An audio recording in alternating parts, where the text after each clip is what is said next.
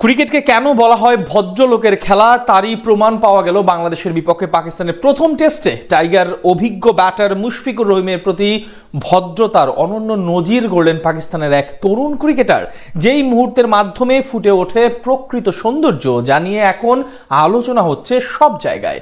মুশফিকুর রহিমের প্রতি তবে কি এমন ভদ্রতা দেখিয়েছেন পাকিস্তানের তরুণ ক্রিকেটার, সেটাই জানবো রিপোর্টে। ক্রিকেটকে জেন্টলম্যান গেম বা ভদ্রলোকের খেলা বলা হয়। এটি শুধু একটি জনপ্রিয় বাক্য নয়, বরং এই খেলাটির গভীর ঐতিহাসিক ও সাংস্কৃতিক পরিচয়ের প্রতিফলন। 19 শতকের ইংল্যান্ড থেকে শুরু করে আজকের বিশ্ব ক্রিকেট পর্যন্ত খেলাটির প্রতিটি ধাপে শৃঙ্খলা, ভদ্রতা, সম্মান বজায় রাখায় ঐতিহ্য গড়ে উঠেছে। তেমনি আরো এক উদাহরণ দেখা গেল আজ বাংলাদেশ ও পাকিস্তানের মধ্যকার প্রথম টেস্ট ম্যাচে। অসাধারণ এক মুহূর্তের মাধ্যমে ফুটে উঠল এই খেলার আসল সৌন্দর্য। টাইগার অভিজ্ঞ ক্রিকেটার মুশফিকুর রহিমের প্রতি বিশেষভাবে সম্মান প্রদর্শন করলেন পাকিস্তানি এক ক্রিকেটার। 22 গজের লড়াই ছাপিয়ে মাঝে মধ্যে এমন কিছু ঘটনা জন্ম হয় যেগুলো খেলার সৌন্দর্যকে আরো কয়েক গুণ বাড়িয়ে দেয়। তার চেয়ে বড় কথা, বাংলাদেশ ও পাকিস্তানের ক্রিকেটারদের মধ্যে যে দৃশ্যগুলো দেখা যায় আরো বেশি। দুই দলের ক্রিকেটারদের বন্ধুত্ব নিয়ে প্রায় মাঠের বাইরে চর্চা হয়। তার সবচেয়ে সেরা উদাহরণ পাওয়া গেল যেন আজ মিরপুর টেস্টে।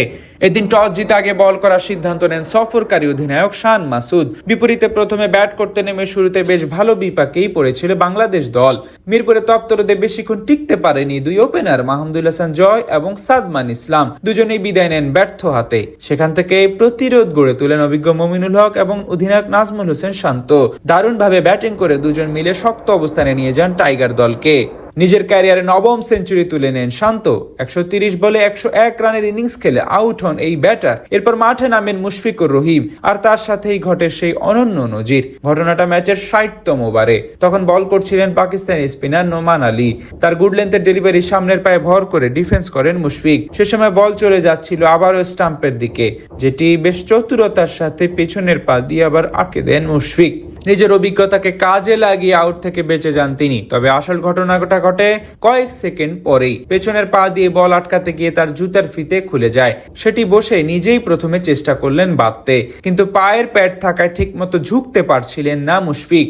তখন শর্টম্যান অঞ্চলে ফিল্ডিং করছিলেন পাকিস্তানি তরুণ সাইম আইয়ুব। তার দিকে ঘুরতেই সাথে সাথে ছুটে আসেন সাইম। এরপর নিজে বসে বড় ভাই মুশফিকুর রহিমের জুতার ফিতে বেঁধে দেন তিনি। কোনো প্রকার দ্বিধা না রেখে মিস্টার ডিপেন্ডেবলের প্রতি সম্মান জানান। মুশফিকও সেখানে দুর্দান্ত উদাহরণ। ওঠার সময় সাইম আইয়ুবের পিঠে হাত দিয়ে বাহবা দিতে ভুল করেননি। এখান থেকেই মূলত ক্রিকেটের সৌন্দর্য ফুটে ওঠে, যাতে প্রমাণিত হয় ক্রিকেট যে কেন ভদ্রলোকের খেলা বলা হয়। দিন শেষে এটাই মূলত আসল ভদ্রতার সংজ্ঞা। এটাই ক্রিকেটারদের মাঠের বাইরের আসল সম্পর্ক।